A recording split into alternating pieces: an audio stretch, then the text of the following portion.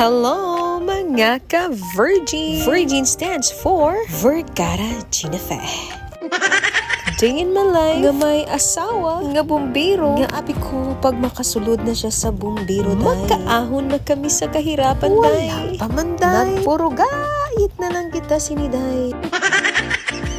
For today's vlog, updan nyo kami sa amon nga long weekend. So kay holidays ang Friday, nahimo na nga long weekend. So kay long weekend, lawig man ang kakapoy ni Inday. So as you can see, ara kami sa casa, sang barangay Mabuhay sang Gin-invite kami ni Ate Jenny sang birthday ni Ray. Kag nakita nyo, nag-host na naman ang Inday. So sang last week, nag-ask si Ate dira sa akon kung pwede to ako mag-host sang birthday ni Ray. Ay, pwede kita na, Ate. Basta ikaw pwede kita na. So, ginabsinan ko ang akon nga afternoon classes. Mag-host ako sang 12th birthday ni Ate Ray. And she celebrated it in Jensen. That's why nag-tricycle kami pakadto sa Jensen. Kagkita nyo, namit gid ang nag-chop sang lechon. Ay, ang lechon. So, gusto-gusto ginidro basta may swimming pool. Daw pato nga pirimilang ganito. And nag-go signal na nga pwede na mamalo. Nagbalutin mo ko. Nagbalutin na naman ang mga aras sa ura-ura. Sa kadamos ang handa ni Rain, wala na naubos. Kaya, nakachansa ang mga bisita, ang mga buwisita gali, nga mamalot sa mga sobra. Kag ini nga video, hindi ko balaan nga ginabidyohan gali ko sang bana ko. Kay madalas, ako ang nagavideo sa mga nagapamalot. Kinaka iPhone 13 Pro Max na siya.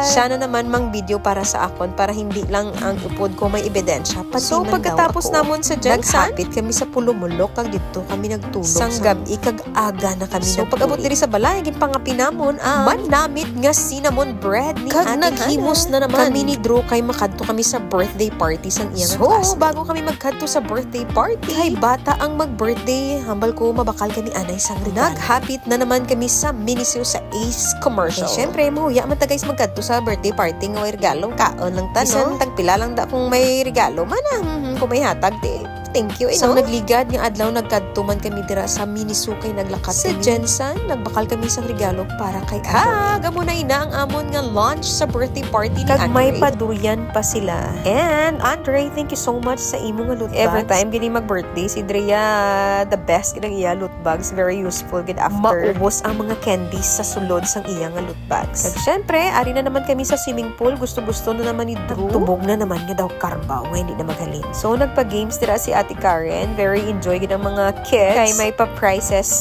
ang birthday boy. And kanami lang sini sa ilang mag-classmates, guys. Kay wala gigid sang makita nga ng major nga mga away. Ano ni sila yung tanan niya, medyo close ni sila tanan-tanan. Diri nga mga friends nga ara nga sa birthday ni Andre. Diri sa time nga ni si Drew do kurugot na yung tanan magpuli na tanan ya birthday celebrant siya to yaga tubog-tubog pa tanan sa swimming pool. Bako ibilin ka gid namo na karon ni papa mo bango tanawan ni Blecho. And finally nagtakas na gid man siya kay hambal ko ibilin ka na lang namo. Kaya wala pa si papa niya, wala pa tanan siya kahalin paghambal ko nga mapasugat na kami 4 pagtawag ko tana 4 ahay. Bago nang tanan bugtaw ang maninoy niyo. Pasana all na lang ta sini. Tapos ako gapainit kag lapit na magbruha, tingnan niyo ang mukha ng ina na yan. Lumalaban pa rin. And this is Sunday, of course. If Sunday, we need to go to church and be thankful. Sa tanan nga mga blessing nga ginhatag ni Lord sa aton. Kay makasurvive na naman kita sa 1 week naton nga mga ginpang. And after church, naistoryahan na namo ni Alvin nga hambal ko gani. I-date man ko ay hindi nga puros mo lang ko ginapalaba. So nakita niyo tong post ko nga hambal ko mahal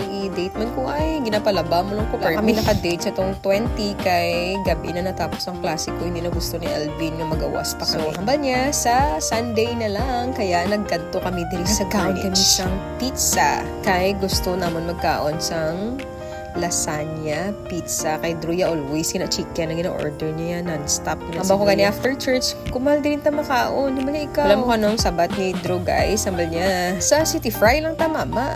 O diba si Drew sa City Fry maano na siya ya. O diba si Drew malipay na tana siya sa City Fry kasi syempre manok ang laban dito. Kaya na video ko da sang self ko, guys. Hambal ni Alvin ya. Wala mo gid ko ginapakita ha. O te ginwari ko ang ang camera naman nga makita siya. Kaya ginatago pagwapo sa imo. Taguon ta ka. Halos ganun sa mga post ko. Kita ang tsura nanda ni Andrew.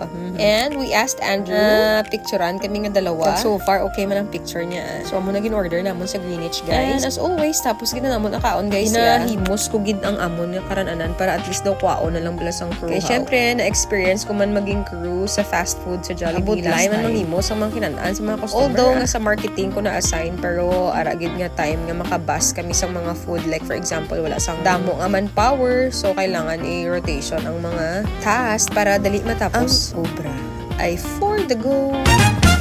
And syempre, after namon party sa Jollibee, guys, kay pila ko ka years sa marketing, nagalimpyo sang table. Kagtani, maging good example man ako kay Andrew. Nga himuon niya manis sa iyang kabuhi. Hindi na pamangkot nilang guys, kung plastic ba daw ng baso. Okay, so after sa Greenwich, nagkadto kami sa Worlds of Fun. Kay medyo damo pa kami sang time, kag subong nga Sunday, church lang gid kagkaon ang amon nga agenda. So, ginasya ni Papa niya if he wanted to go Worlds of Fun. Syempre, mahindi ba naman si Andrew?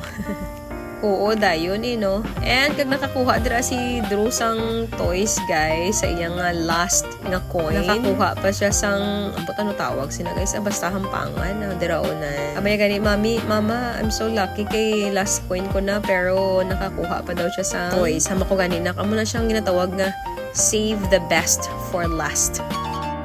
So, one time, naka-istorya kami din ni Alvin nga dapat every week may arag gamit time nga maghampang kay Andrew or tagaan mo siya sa time nga makagawas man sa or makalagaw kung hindi busy. Amo na, nagakadto kami sa carpenter kung manghagad si Ate Kring para man makahampang sila ni Enzo kag sa mga pakaisa niya. Pero limited lang ang time kay si Drew damo sang assignment, lalo na dapat Sunday. Si Drew early pa siya matulog kay nagahibi siya kis akong aga kung ginapukaw. If ever pulaw siya sa nga gabi. Amo na nga kis akong Sunday. Kung pwede, stay home lang gid kami. Or if ever nga may katuan early, magpuli. Kay ako manang nagaantos kapukaw, day. Kaya ako ang naghihimos kay Andrew kung aga. Kaya kung siya lang, guys, ay mabosan, gidin nyo. Malate siya permi. So, amo na ni nga moment, kaya nakakuha si Andrew, guys, wala na nakakuha siya sang prize. Congratulations, Drew. Lipay-lipay ganang bata namon, no? Siyempre, open tayo kag tanaw. Kag nagpuli na kami, naghapit kami anay diri sa hambal ko. Drew pa picture tira o ka nagsugot man. Tsaka siyempre guys, Spider-Man na. Pero kung hindi, malam na sugot kay idol niya Spider-Man. So, nagising-ising siya na himala ang amon nga bata. Naghambal ko, mag-elevator na kami kay naka-heels ako. Halin pa kami sa simbahan kapoy na magsigi ka sa kasaka. And finally, tapos na kami sa KCC. Nari na kami diri sa still parking. Masakay na kami sa amon nga car. Sidecar. Sidecar lang anay, no? Kay wala pa tasang budget sa sunod na.